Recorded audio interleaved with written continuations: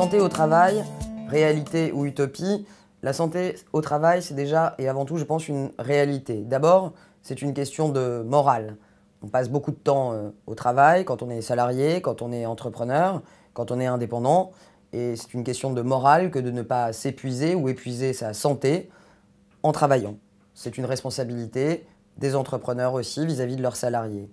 La deuxième chose qui est importante et qui fait de la santé au travail une réalité, c'est que plus les salariés travaillent dans de bonnes conditions, plus leur bien-être est considéré, que ce soit en matière physique comme en matière de santé mentale, plus leurs performances, qu'elles soient économiques, sont importantes aussi. Une entreprise va beaucoup mieux quand ses salariés se sentent bien, se sentent confortables et se sentent accompagnés en matière de bien-être. A l'inverse, une entreprise qui traite mal ses salariés, à mon avis, fait de moins bonnes performances.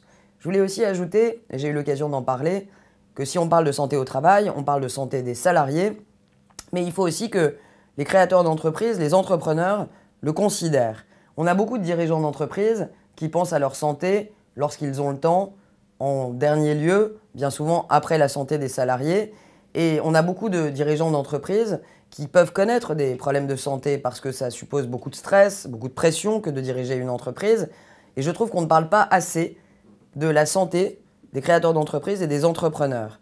La performance, la réalisation d'un chiffre d'affaires important, etc. Certes, c'est important pour les entrepreneurs. Mais vous savez, si on a un pépin de santé, tout peut s'arrêter du jour au lendemain.